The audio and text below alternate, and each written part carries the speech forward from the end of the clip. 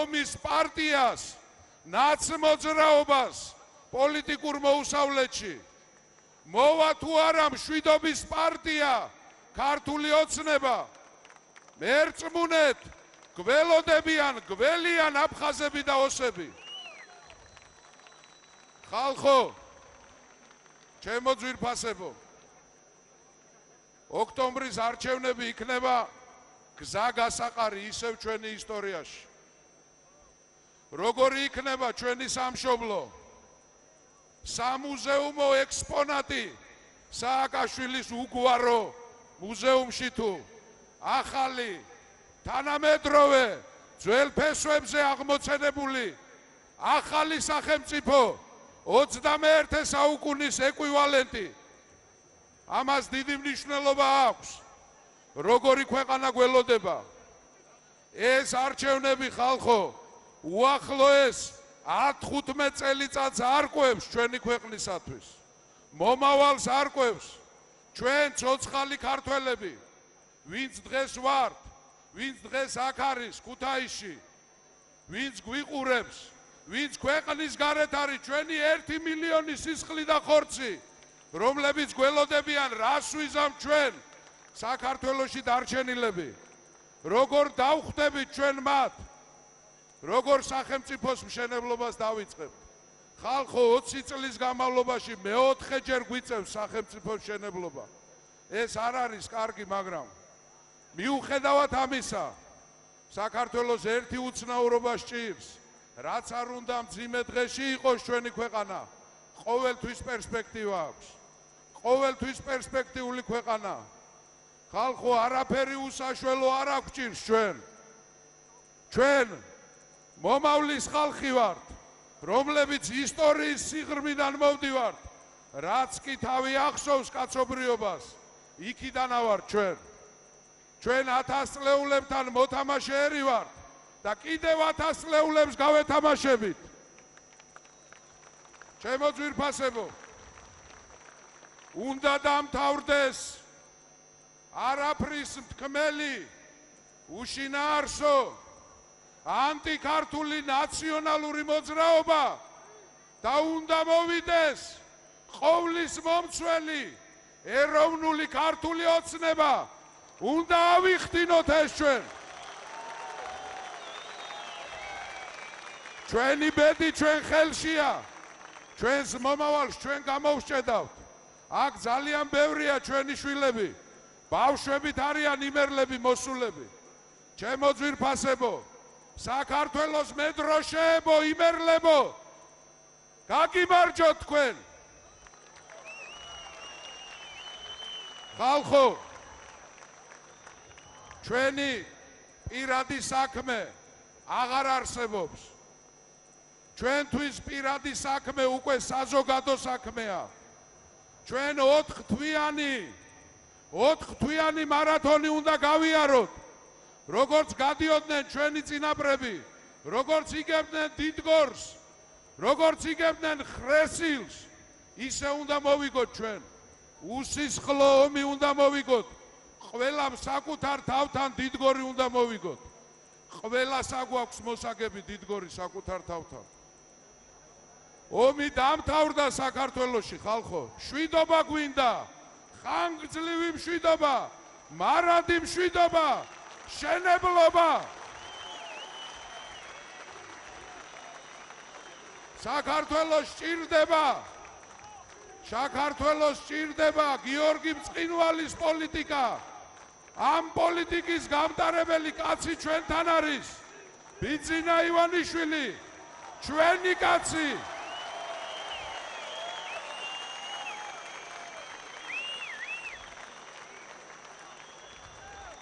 საქართველოს გაუმარ ჯოს, გაუმარ ჯოს, გაუმარ ჯოს.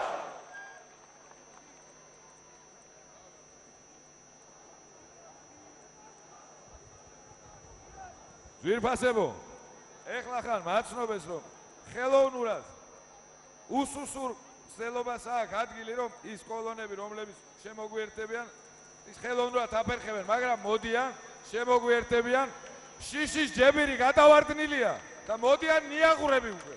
თავისუფლების ნიაღვარი მოდის.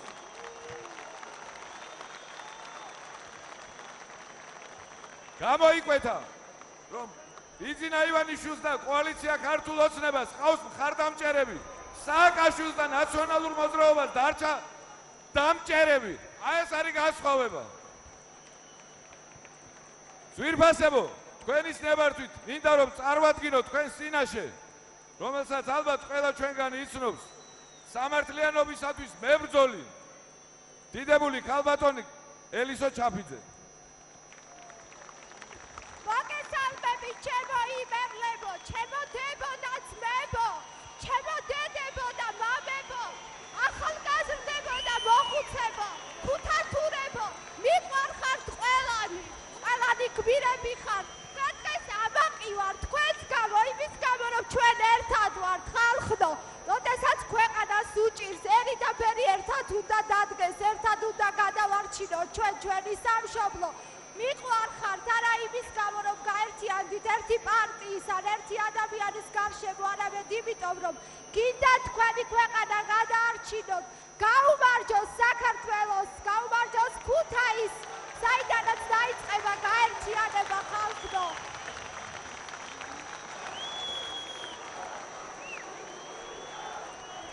ჩემო ქუთათურებო, ერთი კვირა 10 დღეა დავდივართ ჩვენ ქართველი პოლიტიკოსები, დავდივართ სხვადასხვა რეგიონებში და ვნახეთ ჩვენი გაღატაკებული იმერეთი, გაუბედურებული, პენსიებზე დამოკიდებული ხალხი. ბატონი ბიძინა შემოგვიერთა, მივესალმოთ ხალხო!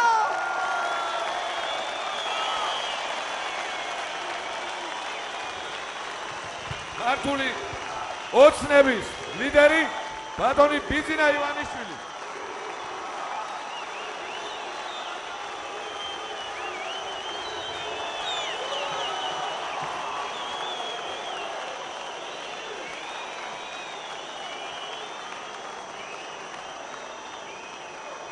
მიყვარხართ, ეს არის ჩვენი ხრესილის ბრძოლა, ეს არის ჩვენი დიდგორი. ჩვენ მშვიდობიანად უნდა გავისტუმროთ სააკაშვილის ხელისუფლება ამ ქვეყნიდან ცივილიზებულად. ჩვენ შეგვიძლია გავერთიანდეთ. ეს აიღე. ეს არ უნდა. მოგესალმებით ჩემო საყვარელო იმერლებო.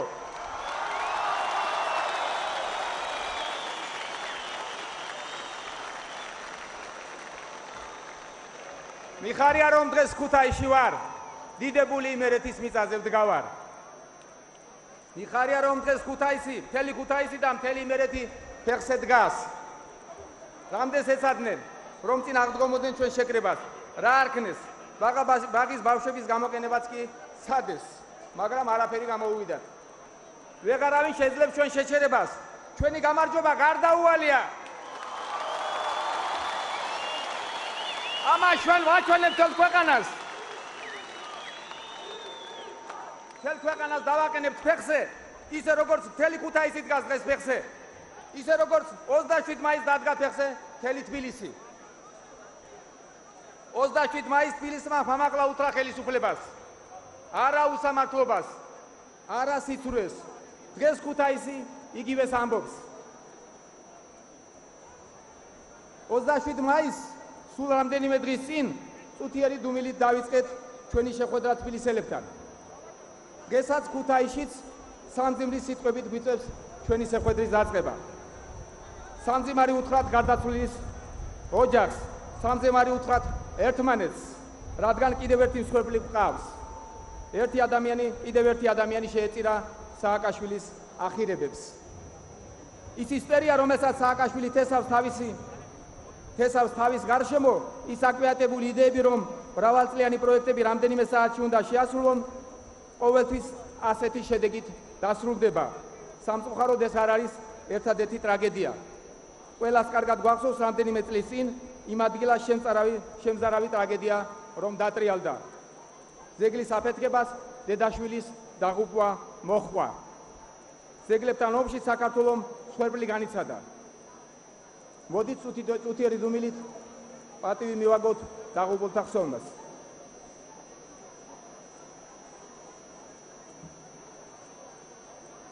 მადლობა. ეს უნდა დამთავრდეს. ჩვენ შევაჩერებთ ამას და ჩვენ ვერავინ ვეღარ შეგვაჩერებს. ჩვენი ბრაზი და მრისხანება უნდა დავიოკოთ. მათ შეუძლიათ ყველაფერი იკადრონ. ჩვენ კი მხოლოდ ისეთ ნაბიჯებს გადავდგამთ, როგორც ჩვენი ღირსება კარნახობს. ამაშია ჩვენი ძალა და მათი სისუსტე. სწორედ ამიტომ ჩვენ ისინი ვეღარ შეგვაჩერებენ. დღეს აქ ქუთაისში დებთ პირობას, რომ ერთად ვიბრძოლებთ ჩვენი სამშობლოსათვის, ჩვენი ქვეყნისათვის, ჩვენი უფლებებისათვის, ჩვენი ოჯახებისათვის. დღეიდან ჩვენ ყველანი თანამებრძოლები ვართ.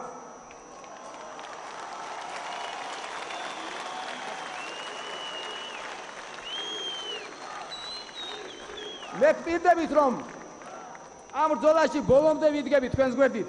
ჩვენ ერთმანეთის გვერდით ვიდგებით გამარჯვებამდე.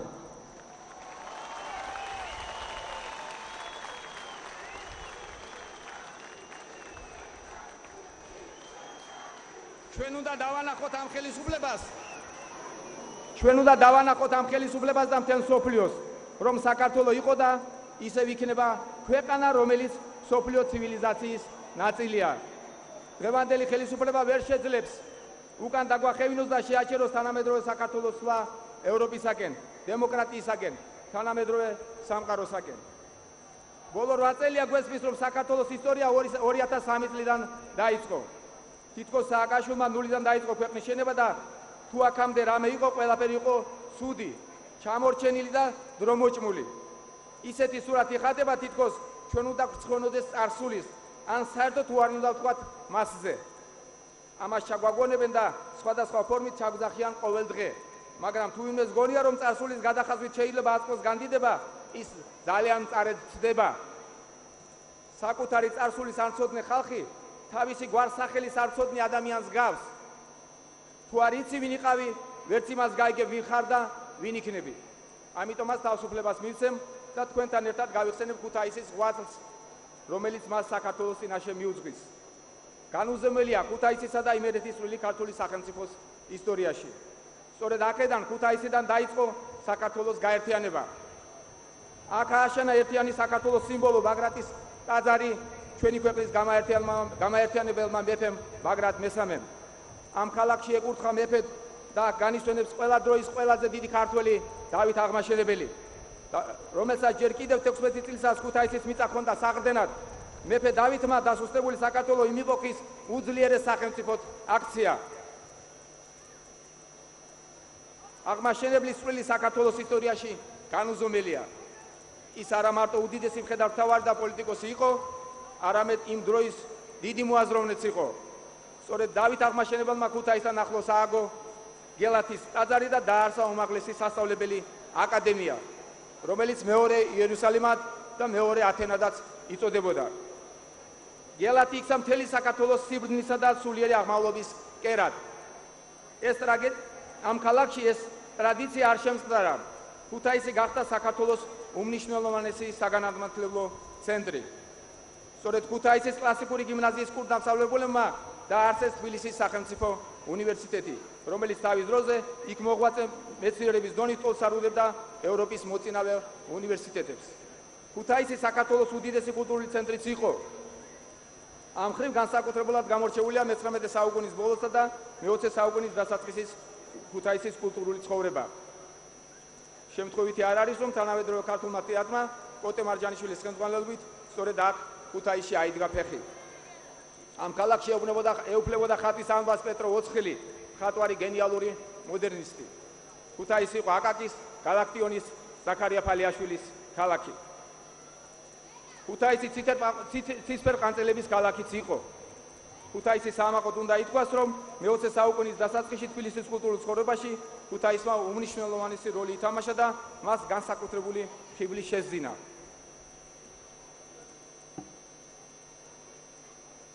და ასეთ ქალაქს, ასეთი ტრადიციების მქონე ქალაქს დღეს უჭირს. უჭირს ისევე, როგორც უჭირს მთელ საქართველოს.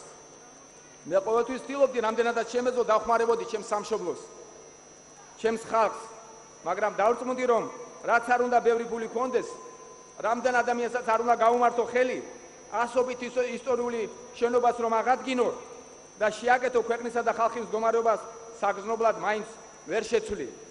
ყოველთვის ვფიქრობდი, რომ ქვეყნისა და ადამიანის კეთილდღეობისათვის ყველაზე მთავარი ეკონომიკა და ბიზნესი იყო.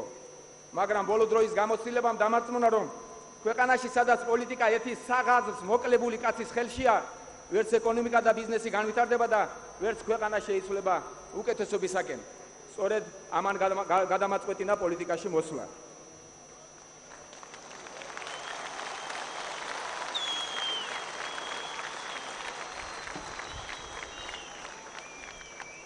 ჩვენ მიგვაჩვიეს იმ აზრს, რომ პოლიტიკა თითქოს ბინძური საქმეა, რომ პოლიტიკა უპრინციპო გარიგების ასპარეზია.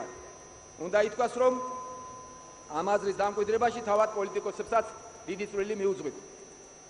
მაგრამ მე მჯერა, რომ არსებობს პრინციპული პოლიტიკა, ღირსეული პოლიტიკა, გააზრებული, პრაგმატული პოლიტიკა, რომელსაც წესიერი ადამიანები ქმნიან და ჩვენ დავამკვიდრებთ ასეთ პოლიტიკას. ჩვენ ამას შევძლებთ.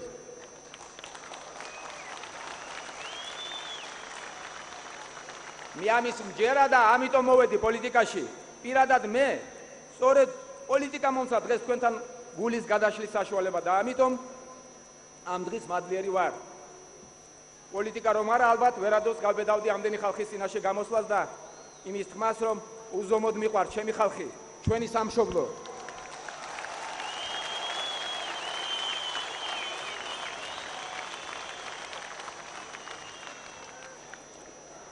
მე კარგად ვიცი, რომ ერთბაშად ყველა იმ პრობლემის მოგვარება, რომელიც ჩვენ ხალხს აწუხებს, შეუძლებელია, მაგრამ არის საკითხები, რომელთა გადაჭრას მხოლოდ პოლიტიკური ნება სჭირდება.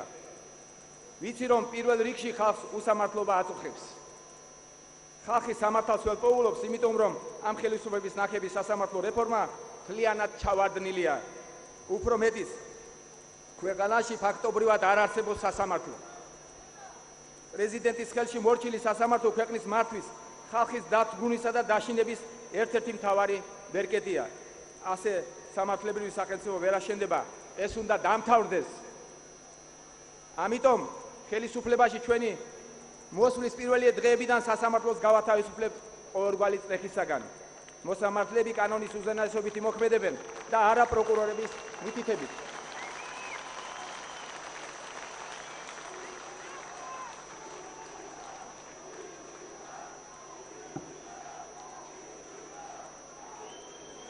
ამას ბიუჯეტიდან ფული და ინვესტიციები არ სჭირდება. ამას პირველ რიგში სჭირდება პოლიტიკური ნება, რომელიც სააკაშვილის ხელისუფლებას არ აქვს. ჩვენ ასევე გავათავისუფლებთ პოლიციას პოლიტიკური დაკვეთებისაგან. პოლიცია შეასრულებს თავის პირდაპირ დანიშნულებას. ის იქნება არა ხელისუფლების, არამედ ხალხისა და სახელმწიფოს სამსახურში.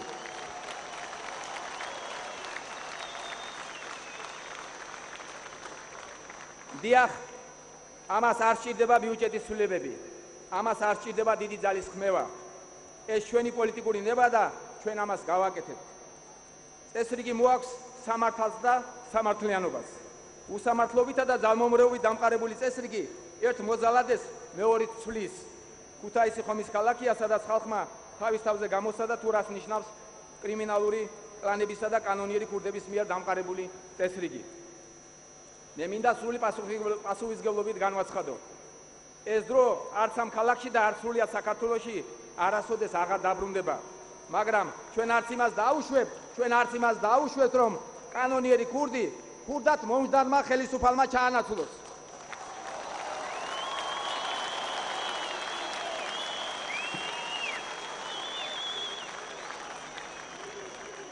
კრიმინალების ძლავრობის დროს პატიოსან მოქალაქეს იმის იმედი მაინც რჩება, რომ სახელმწიფო ადრე თუ გვიან მოძლიერდება და აღკვეთავს უკანონობას. მაგრამ როდესაც თავად სახელმწიფო იქცევა როგორც ავაზაკთა ბანდა, ეს გაცილებით საშიში და დამანგრეველია ქვეყნისათვის. დიახ, ჩვენ მოვალთ და დავამყარებთ წესრიგს, მაგრამ ეს იქნება დემოკრატიაზე, სამართლის უზენაესობის და ადამიანის ღირსების პატივისცემაზე დამყარებული წესრიგი.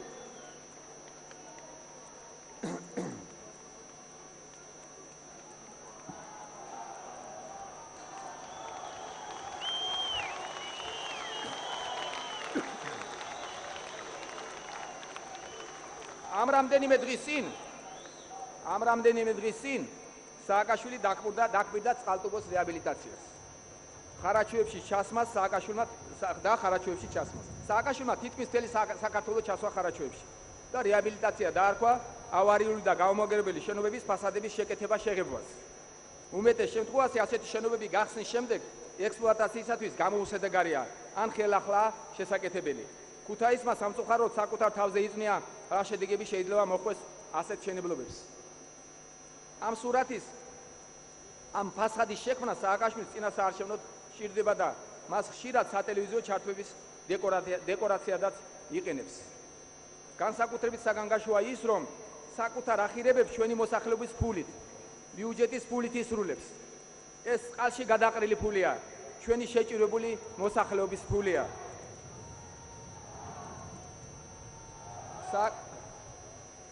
სააკაშვილი და მისი ხელისუფლება კიდევ უფრო დიდ თანხას იმ კრედიტებიდან ხარჯავს, რომელიც ჩვენმა პარტიორმა ქვეყნებამ გამოგვიყვეს ომის შემდგომი რეაბილიტაციისათვის. ეს კი ის თანხებია, რომელიც ჩვენი შვილების და შვილიშვილების გადასახდელი იქნება. და ეს ყველაფერი სააკაშვილის ილუზიის შესაქმნელად სჭირდება. თითქოს ქვეყანა აღშენებლობის გზას ადგას და უტიფრად უტოლებს თავს დავით აღმაშენებელს. ეს უღირსობაა. ჩვენ ამ უღირსობას, ღირსებას დაუპირისპირებთ. ამ ქვეყანაში მცხოვრები თითოეული ადამიანის, თითოეული მოქალაქის ღირსება არის ის ფუნდამენტური ღირებულება, რაც უნდა ეფუძნებოდეს ქართული სახელმწიფო და რასაც უნდა ეფუძნებოდეს ქართული სახელმწიფო და ჩვენ სწორედ ასეთ სახელმწიფოს ავაშენებთ.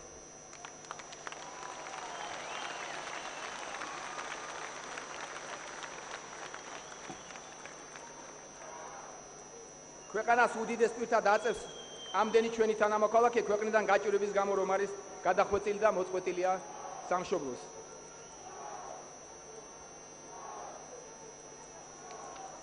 საქართველოს გაუმარჯოს! გაუმარჯოს! გაუმარჯოს!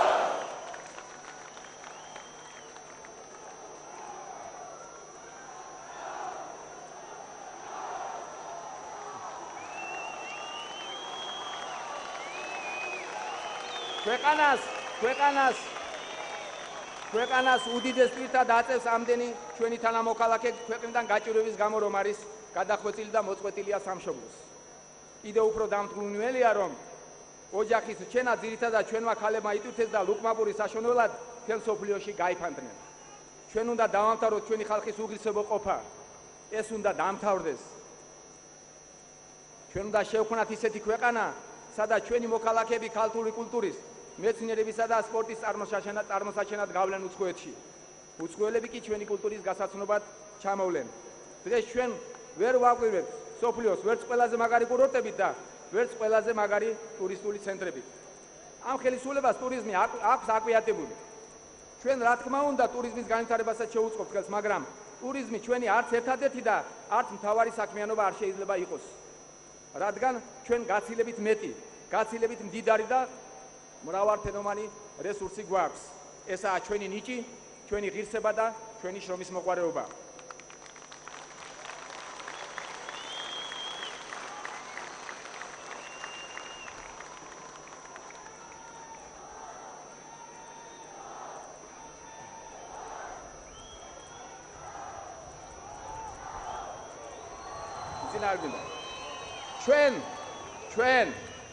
ჩვენთან ერთად შევიმუშავებთ ქუთაისის განვითარების გეგმას. პირველ რიგში გავითვალისწინებთ ქუთაისის სამრეწველო პოტენციალს და აუცილებლად გამოვიყენებთ იმ საინჟინრო კორპუსს, რომელიც კიდევ იტყვის თავის საქმეს. წარმოება უნდა აღდგეს საქართველოში. ჩვენ მსოფლიოს ყველაზე განვითარებულ თანამედროვე ტექნოლოგიებს უნდა დავეუფლოთ. თანამედროვე ტექნოლოგიების სამეცნიერო კვლევითი და საწარმოო ასპექტები უნდა ავითვისოთ და განვავითაროთ.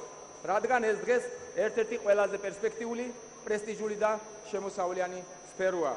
ჩვენ მოვინდომებთ და შევძლებთ ამას. ჩვენი მიზანია, რომ საქართველოს მოსახლეობის მდგომარეობა თანმიმდევრულად, გააზრებული პოლიტიკით, კარგად გათვლილი რეფორმებით მკვეთრად შეიცვალოს უკეთესობისაკენ.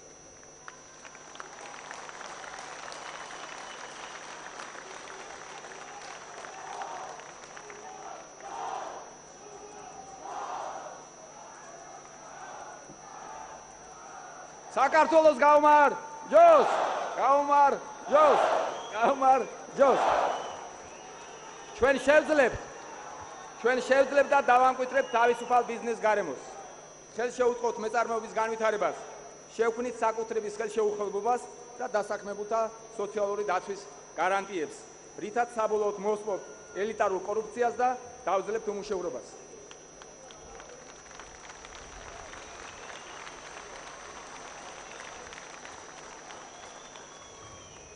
ჩვენ შევძლებთ და ყველა პირობას შევქმნით, რათა ყველა შეეძლოს საკუთარი შესაძლებლობების შესატყვისი სამსახურის პოვნა და ოჯახის რჩენა. ჩვენ შევამცირებთ გაუმართლებლად მაღალ კომუნალურ გადასახადებს. პენსია არანაკლები იქნება, ვიდრე საარსებო მინიმუმია. თავად საარსებო მინიმუმის ოდენობაც გადაიხედება, შეიცვლება და რეალურ ციფრს მიუახლოვდება.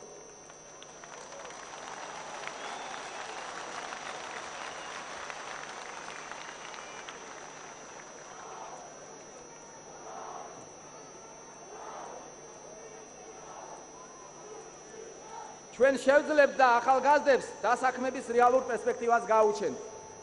ჩვენი ახალგაზრდები ჩვენსავე სამშობლოში შეძლებენ ცხოვრებას და წინსვლას და აღარ დაშიდებათ ამისათვის ხელისუფლების სამსახურში ყოფნა. ძვირფასო მეგობრებო,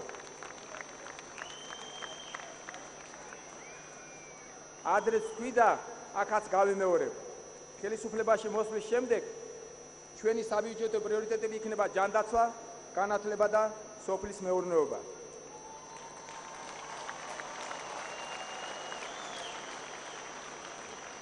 საქართველოში ყველა პირობას აიმისოდ, რომ აღორძინდეს სასოფლო სამეურნეო მრეწველობა. იდეალური კლიმატური პირობებია. ბევრი სავარგული მიწა და სამუშაო ძალაა. ის, რომ საქართველოში სოფლის მეურნეობა ფაქტობრივად განადგურებულია, ხელისუფლების არასწორი პოლიტიკის შედეგია. ჩვენ რადიკალურად შევცვლით არსებულ პოლიტიკას. საქართველოში აღარ იქნება მოუხრავი სავარგულები. ჩვენ ამას აუცილებლად შევძლებთ.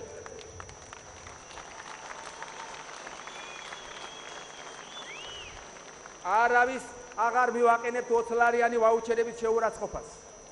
რადგან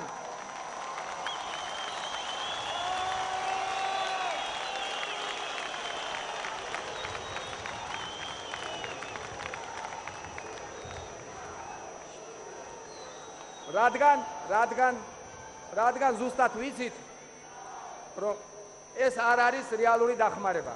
ეს ხალხის მოტყუებაა, დაცინვა, ხოლო შედეგი გაღატაკებული სოფელი და უცხო ქვეყნებიდან შემოდანილი დარე ხარისხის პროდუქციაა. კოალიცია ქართული ოცნებას დაგეგმილი აქვს აღორძინოს ქართული სოფელი. ამისათვის საგანგებოდ დაფუძნდება 1 მილიარდიანი ფონდი, რომელიც მხოლოდ სოფლის მეურნეობაში პირველი ეტაპის ინვესტიციებისათვის იქნებოდა გაკვეთილი.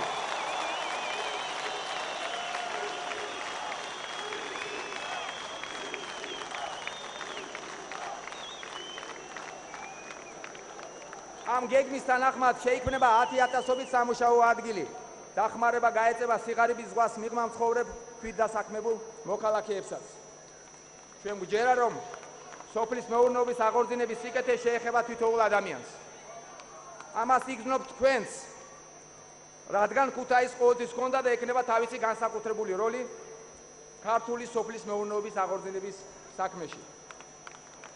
ჩვენ შევცვლით განათლების სისტემას და ისეთ რეფორმას გავატარებთ, რომ ქუთაისი დაებრუნებს ძველ დიდებას და კვლავ გახდება ქვეყანაში უდიდესი საგანმანათლებლო ცენტრი.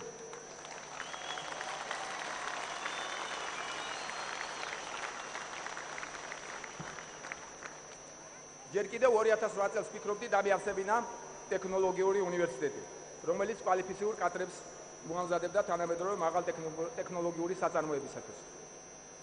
როგორც კი ქვეყანაში გაჩნდება საიმედო საინვესტიციო გარემო და გაიხსნება ასეთი საწარმოები, ჩვენ უკვე გვეყოლება ამ უნივერსიტეტის კურსდამთავრებულები და აღარ დაგჭირდება უცხოელი კადრების ზემნა და ჩამოყვანა. მაშინ ვერავინ ავიყოლია, ახლა კი ჩვენ ამას შევძლებთ. აქ ქუთაისში დავაფუძნეთ საუნივერსიტეტო ქალაქს. აღჭურვილს ულტრათანამედროვე ტექნოლოგიებითა და ინფრასტრუქტურით, რომელსაც ისეთი მნიშვნელობა ექნება საქართველოსთვის, როგორც გელათის აკადემიას ჰქონდა დავით აღმაშენებლის დროს.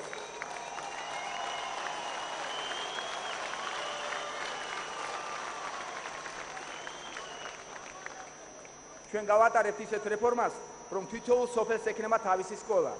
ხარისხიანი განათლება ყველასათვის იქნება ხელმისაწვდომი და აღარავის ექნება სახელმძღვანელოების შეძენის პრობლემა. აღარავის დასჭირდება სკოლაში მისასვლელად 12 და 20 კილომეტრის გავლა. მასწავლებლობა პრესტიჟული პროფესია გახდება. თითოეული მასწავლებელი დაფასებული და დაცული იქნება ფინანსურადაც და სოციალურადაც.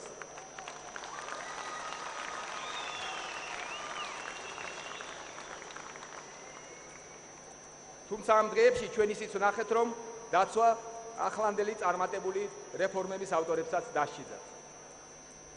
ჩვენ ყოველთვის აღვნიშნავდით, რომ ეროვნული გამოცდები იყო ერთადერთი წარმატებული პროექტი. სამწუხაროდ ერთი კაცის ახირებას, ერთი კაცის ისტერიკას ისე შეეწირა ეს პროექტი, რომ შედეგებზე არავის უფიქრია. მაგრამ ის სოლიდარობა, რისი მოწმეს ჩვენ ამ დღეებში გავხდით, უპრეცედენტოა ბოლოდროინდელი საქართველოს ისტორიაში. ეროვნული გამოცდების ცენტრის 60-მა თანამშრომელმა მიატოვა კარგად დანაზღაურებადი სამსახური და ამის ყველას აჩვენა, რომ არაფრის სანაცვლოდ უსამართლობას არ შეეგუება. ჩვენ გვჯერა, რომ სოლიდარობა გადამდებია და რომ ღირსეული საქციელი მაგალითია. ჩვენ ვნახავთ, რომ ოქტომბრამდე ასეთი ადამიანების რიცხვი გაიზრდება. ჩვენ ამის გვჯერა.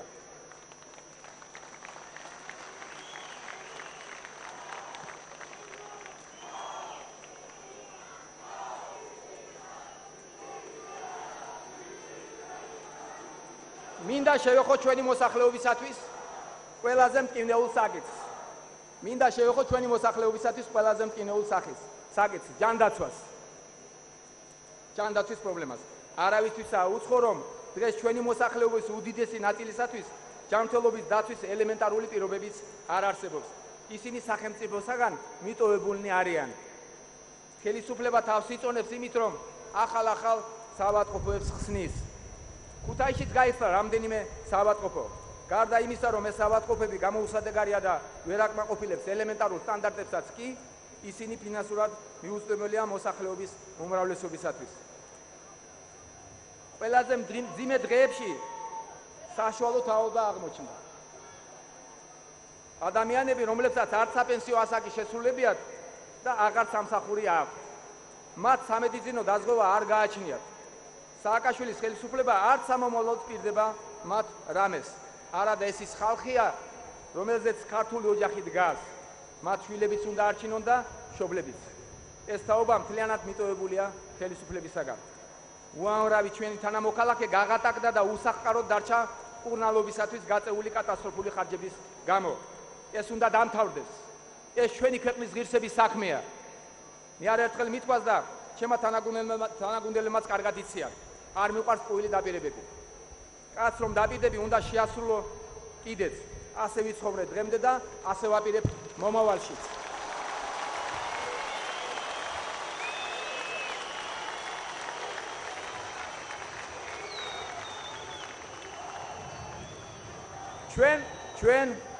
ჩვენ კარგად შევისწავლეთ ჯანდაცვის სფერო. ჩემი დავალებით ჯანდაცვის პროგრამის შემუშავებაში მონაწილეობდნენ ამ დარგის საუკეთესო სპეციალისტები. არაერთი დაძაბული დღე გამოვიარეთ. ყველაფერი დეტალურად გავთვალეთ. სოფლიო გამოცდილებასაც გადავხედეთ. გავითვალისწინეთ ჯანდაცვის სოფლიო ორგანიზაციების რეკომენდაციებიც. და დღეს მინდა გამოვაცხადო, რომ სახელმწიფო აიღებს ვალდებულებას და იზრუნებს საქართველოს თითოეული მოქალაქის ჯანმრთელობაზე.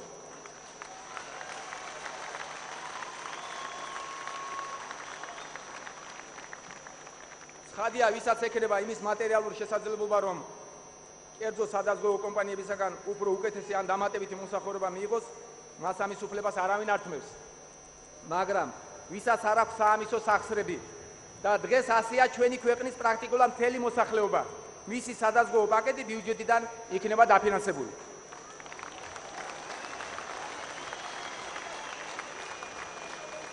ბაზისური პაკეტის საშუალებით საქართველოს მთელი მოსახლეობა უზრუნველყოფილი იქნება თანაბარი ხელმისაწვდომი და ხარისხიანი სამედიცინო მომსახურებით.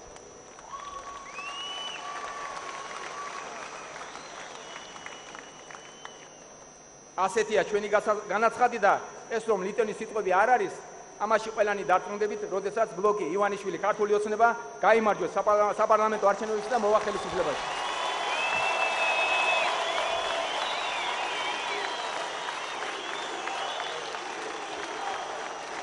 საქართველოს უკეთეს მომავალს გაუმარჯოს. გაუმარჯოს.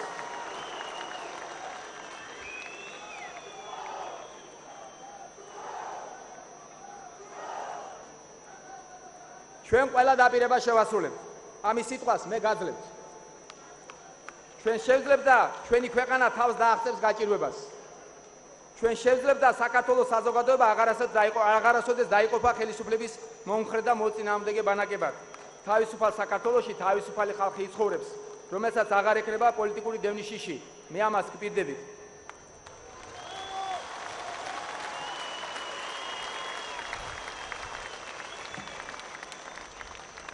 ჩვენ შევძლებთ და ტელევიზიები და მედია საშუალებები აგიტაციასა და ტვინის გამორეცხვაში კი არ შეეჯიბრებიან ერთმანეთს, არამედ დამოუკიდებელი კვალიფიციური ჟურნალისტიკა იქნება მათი წარმატების და ნდობის გარანტი.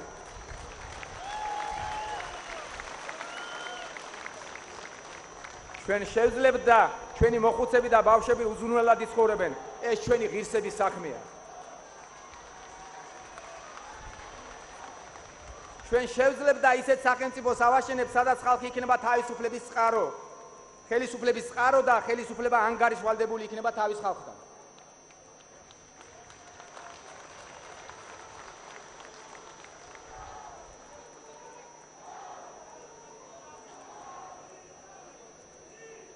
ჩვენ შევძლებთ და ქართველები, ოსები, აფხაზები, ებრაელები, აზერბაიჯანელები, სომხები, რუსები, ბერძნები და სხვები ერთად მშვიდობიანად აღვადგენთ ქვეყნის ერთიანობას.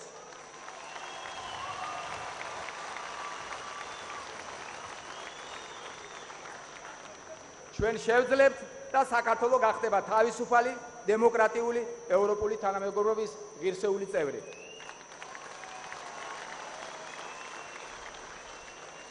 ჩვენ შევძლებთ და დავამკვიდრებთ ისეთ პოლიტიკურ კულტურას, როდესაც ხელისუფლების ღირსების საკითხი იქნება, როგორ მოექცევა იგი მომავალ ოპოზიციას. და ამას თქვენ ნახავთ ოქტომბრიდან, ჩვენი გამარჯვების შემდეგ.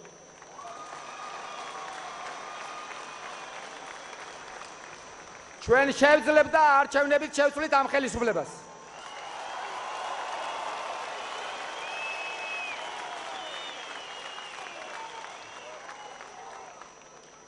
ჩვენ გვწამს და მტკიცეთ გჯერა, რომ გავიმარჯვებთ არჩევნებში.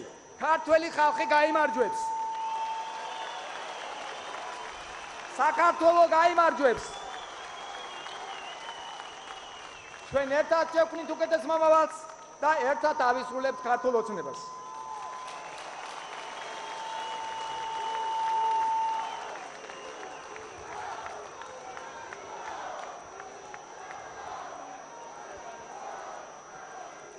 ქართული ოცნებების ასრულებას გაუმარჯოს.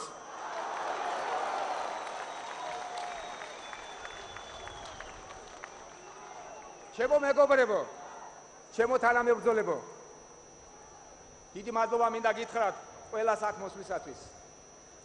მინდა წარმოგიდგინოთ იმერეთის რეგიონში ქართული ოცნების მაჟორიტარობის რამოდენიმე კანდიდატი.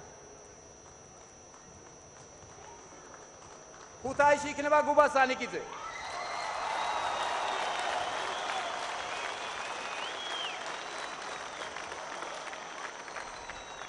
სამტრედიაში იქნება კახი კალაძე.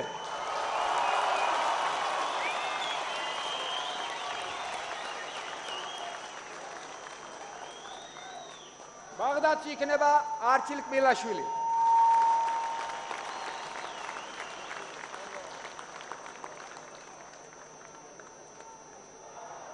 საუბედუროთ ვერ მოახერხა არჩილმა დღეს მოსვლა, ეთქობა რომ კოლონას მოუყვება ბაღდადიდან, ჯერ კიდევ არ ჩამოსულან, ბევრი იმერლები იცოდეთ, ბაღდადი ჯერ შემოსული არაა. ბევრი კოლონა ჯერ კიდევ არ შემოსულა. ნახეთ რამდენი ვართ ქართველებო, შეხედეთ იმერლებო. ერთად დგას თელი იმერეთი დღეს. მაგრები ვართ ჩვენ ყველანი. მაგარი ხალხი ხართ იმერლებო. ზესტაფონში იქნება ჩვენი საყვარელი მსახიობი და რეჟისორი გოგი ქავთარაძე.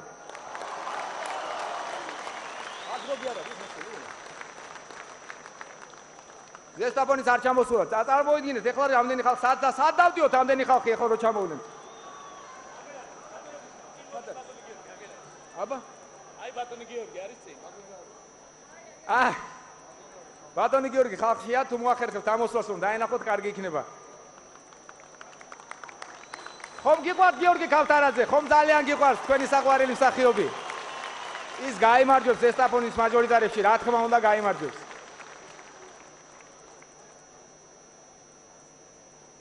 ტყიბულში იქნება ჩვენი საყვარელი ჟურნალისტი ელისო ჩაფიძე.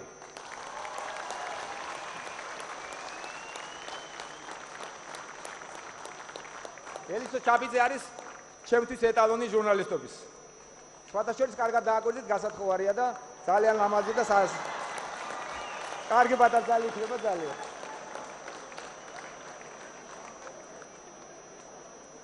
ხარაკაურში გვეყოლება ნოდარ ებანოიძე.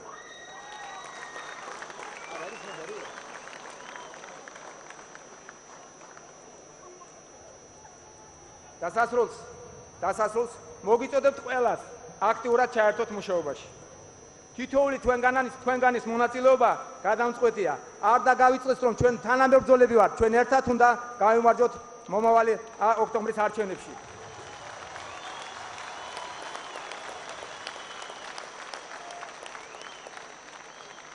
ჩვენ აუცილებლად გავიმარჯვეთ, პირდებით და სიტყვას გაძლევთ. არჩევნებში გამარჯვებით, შემოდგომაზე ჩვენი ოცნებების ასრულებაც დაიწყება.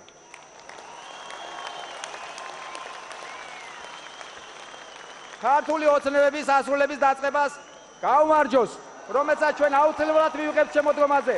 ჩვენ აუცილებლად გავიმარჯვოთ. რა მოელება ამ ძალას, შეხედეთ, იმერლებო რამდენი ვართ.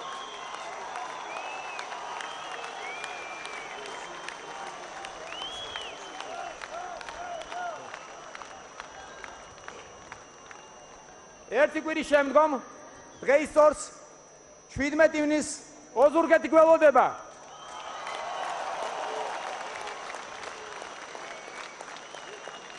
გართმუნეთ კიდევ ერთხელ. ოქტომბრამდე თელ საქართველოს ერთ მუშტად შევკრავთ, ჩვენ გამარჯვებას წინ ვერაფერი ვერ დაუდგება. ჩვენ აუცილებლად გავიმარჯვებთ პირდებით. კიდევ ერთხელ დიდი მადლობა მომბრძანებისთვის. ჩვენ უკვე გაიმარჯვეთ, თქვენ ისეთი ძალაა ჩვენეთ დღეს და ისეთი მუხტი.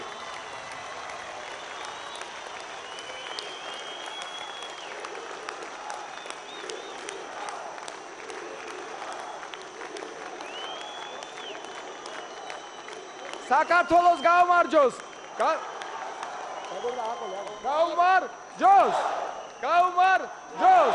გაუმარჯოს. აგარი ხარ კაცო, მაგრები ხარ. დიდი მადლობა, ძალიან მიყვარხართ. გეპერებით და აუცილებლად გავიმარჯვეთ. ეჭვი არავის არ შეგეპაროს. ძალიან დიდი მადლობა. ძალიან მაგრად იყავით.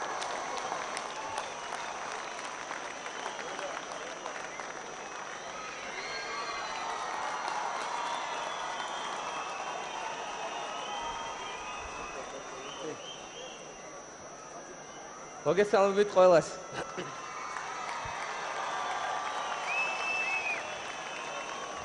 დღეს ვაპირებდი რომ თქვენთვის მემღერა, მაგრამ რამოდენიმე დღის წინ მომხდარი ტრაგედიის გამო თავს შევიკავებ.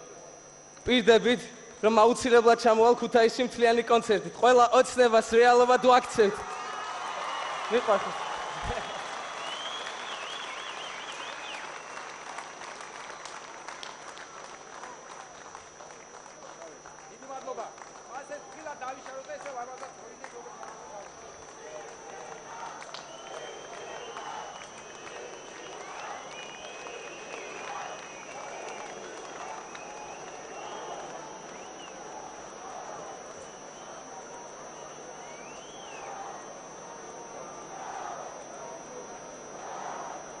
ბატონებო, ძვირფასო ქუთაისლებო, ძვირფასო იმერლებო, აი ბატონი გოგიც შემოგვიერთდა. ჩვენ დავიწყეთ. დღეიდან იქნება მუხჩაუხრელი შრომა და ბრძოლა სამართლიანობის აღსადგენად საქართველოში. დღევანდელი დღე ნიშანია იმისა, რომ კიდევ ერთხელ ვიმეორებ, ამერი ერთად არის ამ ბრძოლაში. ჩვენ ვიქნებით ერთად და მივაღწევთ გამარჯვებას. გილოცავთ დღევანდელ დღეს. მალე მოგველოცოს ერთმანეთისათვის დიადი გამარჯვება.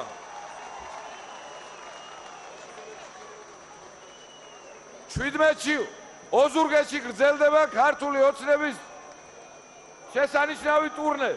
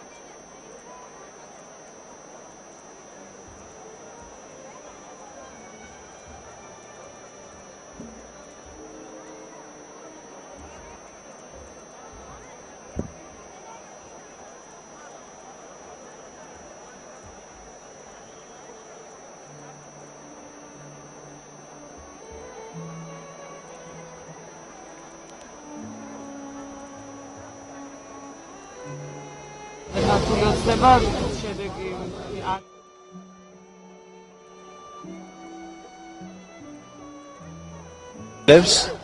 თავისუფლების დღე არის ეს დღეს გამოვედით ქუჩაში